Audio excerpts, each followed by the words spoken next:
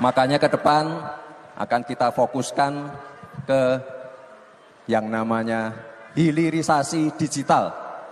Ini untuk menjawab tantangan zaman.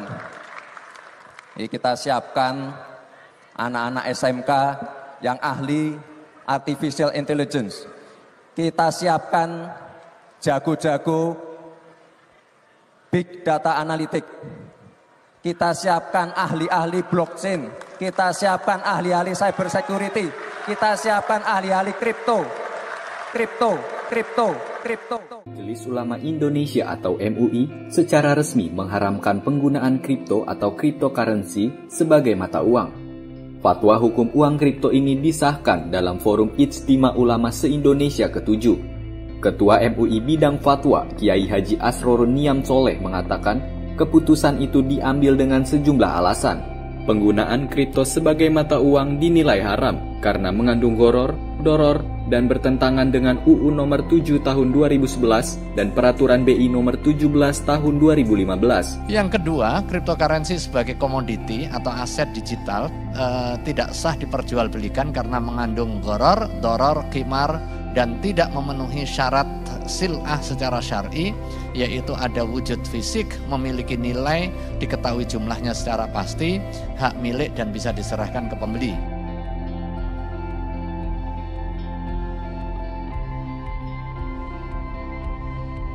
Pengurus Nadatul Ulama Jawa Timur sebelumnya juga sudah mengeluarkan fatwa haram terkait penggunaan uang kripto.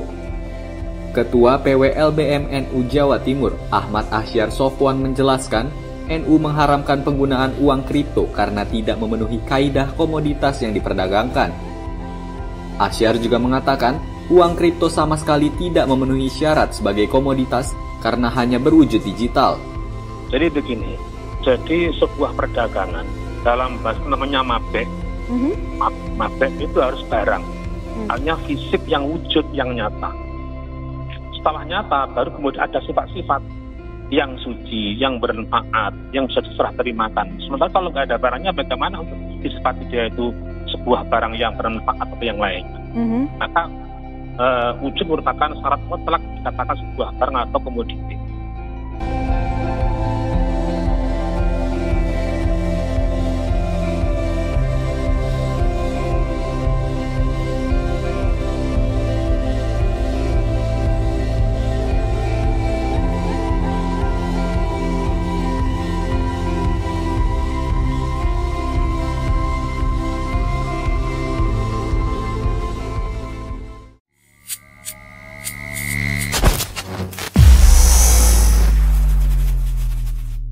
Bismillahirrahmanirrahim. Assalamualaikum warahmatullahi wabarakatuh.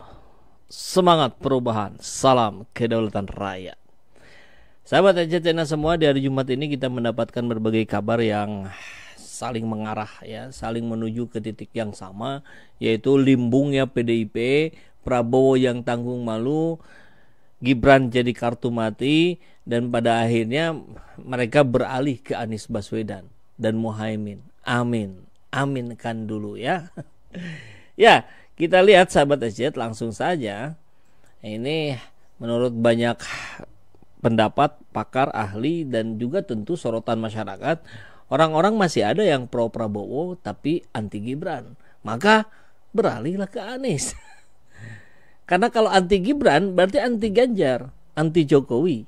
Kan begitu. Anti penguasa hari ini. Mereka ingin yang antitesis. Jadi seperti yang pernah saya sampaikan sebelumnya, ada dua gelombang perpindahan pendukung Prabowo ke Anies. Yang pertama,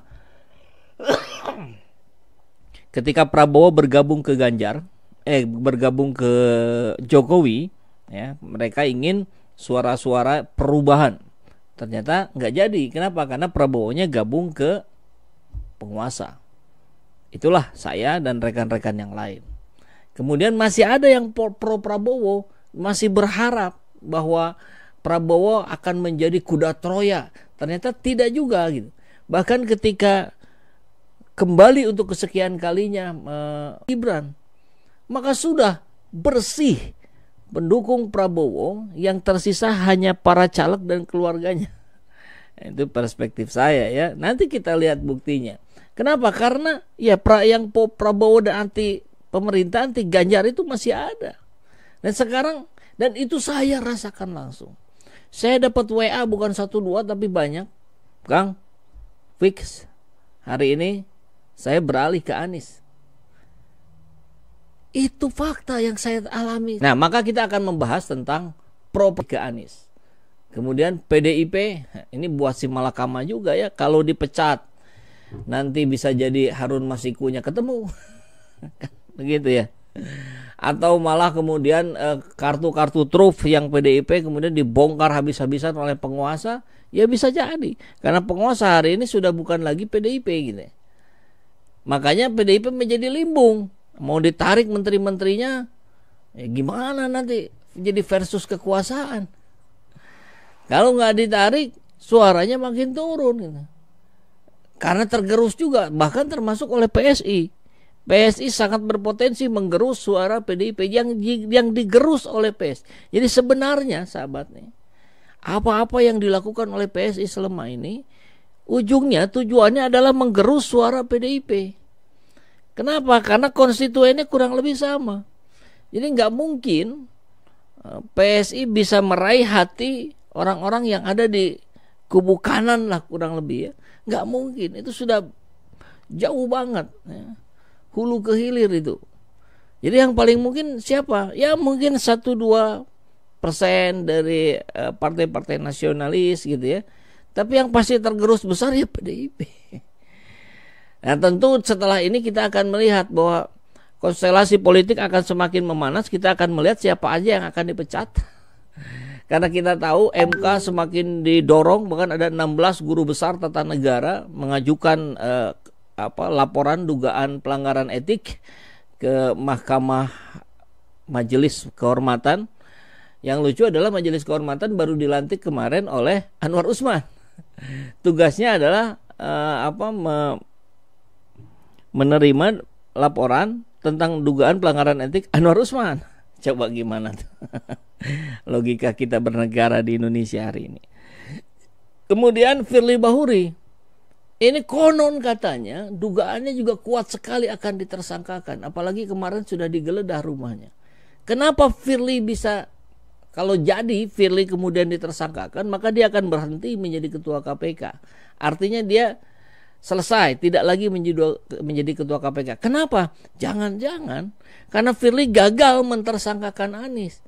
Oh, ini orang gagal mentersangkakan Anies nih, berarti dia aja yang kita tersangkakan. Bisa jadi begitu gitu.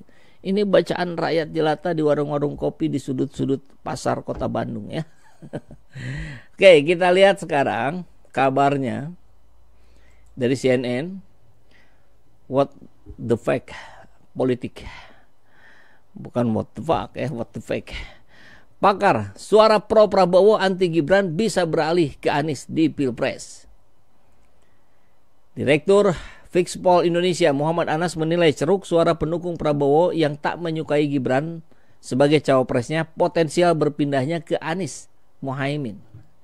Ada proyeksi saya yang punya simbol Prabowo yes, Gibran no, maka pemilih akan menyeberang ke Anies. Itu disampaikan dalam podcast What the Fuck CNN. Anas menilai karakter pemilih Anies sebetulnya mirip dengan Prabowo. Dengan hadirnya Gibran, ia menilai para pemilih yang awalnya hendak memilih Prabowo kemudian mengurungkan niatnya dan tetap berada di Anies. Itu yang terjadi. Bukan tetap berada di Anies, berpindah ke Anies. Itu saya alami sendiri. Rekan-rekan saya yang menyampaikan itu ke saya gitu. Jadi ini bukan sekedar teori, ini sudah menjadi fakta di lapangan. Dengan hadirnya Gibran, maka meyakinkan saya di Anies aja kalau begitu. Nah, benar, kurang lebih begitulah yang saya terima dari baik. Maka harusnya nanti yang maju ke putaran kedua itu adalah Jokowi dan Anies dan Ganjar. Nah, nanti kita akan lihat apakah itu yang akan terjadi gitu. Yang pasti gerbong pemilih Prabowo sebagian besarnya bergeser ke Anies. Di sisi lain, Anas mengatakan pasangan Ganjar Mahfud dan Prabowo Gibran lah yang akan sering terlibat saling serang ke depannya. Apakah ini buah dari sholawat asgil? Bisa jadi. Datanglah Prabowo, nih pilpres berat nih kemarin, kenapa? Duitnya habis. Kayak gitu kan, udah habis kalah lagi. Kayak gitu. Terus Jokowi bilang, terus gimana dong, Wo? Gua kerja dong sama lu. Kira-kira gitu lah. Jadi pembantu gua aja ya. Ya udah deh, gitu lah. Aku calon presiden, nggak jadi, tapi lumayan menteri pertahanan sekarang.